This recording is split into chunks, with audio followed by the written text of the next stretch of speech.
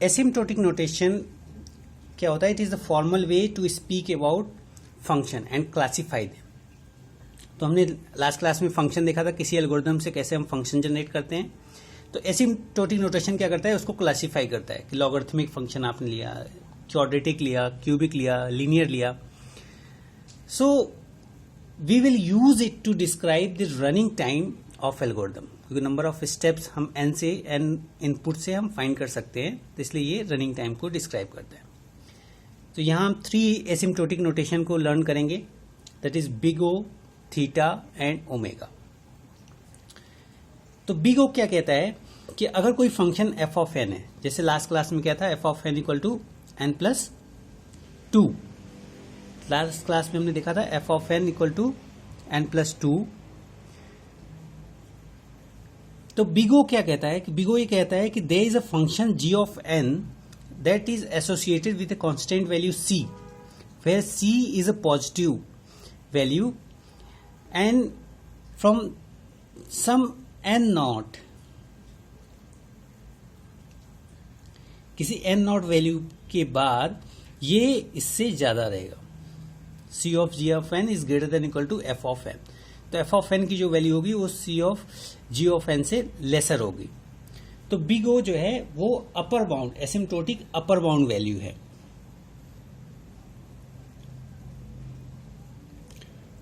अपर bound value है, above इसके जो वैल्यू है उससे वो बाउंडेड है। तो फॉर एग्जाम्पल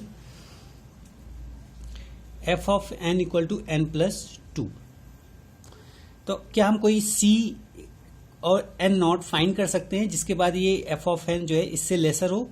तो हम ये देखेंगे कि N plus 2 is less than equal to C की वैल्यू अगर हम 3 ले लें, 3 ऑफ एन, तो सी इक्वल टू मैंने 3 ले लिया, और एन नॉट क्या हो, n is greater than equal to n naught होना चाहिए। तो एन नॉट की वैल्यू हमें फाइंड करनी है। तो एन नॉट हमारा हो जाएगा, अगर हम 1 भी लें तो ये कंडीशन सेटिस्फाई करती है। तो n is greater than equal to 1, ठीक है। तो एन नॉट हमारा 1 मैंने लिया है, तो ये इक्वेशन सेटिस्फाई कर रही है, सी इक्वल टू 3 और एन नॉट इक्वल टू 1। तो अगर ये इक्वेशन सेटिस्फाई कर रही है तो इस इक्वेशन के लिए बिग ओ नोटेशन क्या होगा? Big O G of N. ये क्या था? G of N, big O N, ठीक है। तो हमने एक फंक्शन ले लिया एन जिसमें कांस्टेंट वैल्यू 3 मल्टीप्लाई करके बिग ओ फाइंड कर लिया। इसी तरीके से आपका थीटा नोटेशन है। सो थीटा नोटेशन की कंडीशन क्या है कि जो फंक्शन आपको गिवन है, अगर उसका थीटा नोटेशन आपको फाइंड करना है तो आपको जी ऑफ एन जो न्यू फंक्शन है उसमें 2 कांस्टेंट वैल्यू C1 और C2 दोनों पॉजिटिव वैल्यूज हैं, उसको फाइंड करना है ताकि ये इन दोनों के बीच लाई कर सके एफ ऑफ एन, ठीक है। तो आपको फाइंड क्या करना है? एक C1 of ji of N और C2 of ji of N जिसके बीच में ये लाई कर सके एफ ऑफ एन, और जिसमें C1 C2 दोनों पॉजिटिव वैल्यूज होनी चाहिए। तो अगर f of n same equation लेते हैं एन प्लस 2, तो इसका थीटा नोटेशन आपको फाइंड करना है। तो पहले आपको ये इक्वेशन सेटिस्फाई करना चाहिए। तो C1 आपको एज्यूम करना है, C1 जैसे मैंने लिया 1, C1 इक्वल टू 1, ये क्या हो जाएगा? जी ऑफ एन हमारा क्या है? एन, ठीक है। जी ऑफ एन हमेशा वो लेते हैं जो आपके जो है उसमें वो फंक्शन जिसे रिप्रेजेंट, जैसे लीनियर फंक्शन था तो हमने एन ले लिया, क्वाड्रेटिक होता तो हम उसे एन स्क्वायर ले लेते। तो जी ऑफ एन इस तरीके से लेते हैं।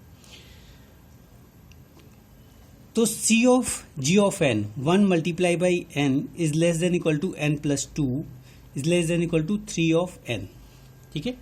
ये C2 है, ये C1 है, और n where n is greater than equal to 1। तो ये कंडीशन सेटिस्फाई कर रही है n की value is greater than equal to 1 पे। सो अगर ये कंडीशन सेटिस्फाई कर रही है तो हमारा theta of ji of n true हो जाएगा। तो इसका f of n n plus 2 का थीटा नोटेशन क्या हो जाएगा? n। सिमिलरली हम बिग ओमेगा नोटेशन फाइंड कर सकते हैं। तो बिग ओमेगा नोटेशन में आपको लोअर बाउंड वैल्यूज फाइंड करनी है।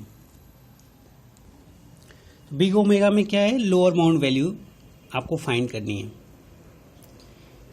तो लोअर बाउंड आपको जी ऑफ एन में एक कांस्टेंट वैल्यू फाइंड करनी सी, ताकि G of N is less than equal to F of N हो।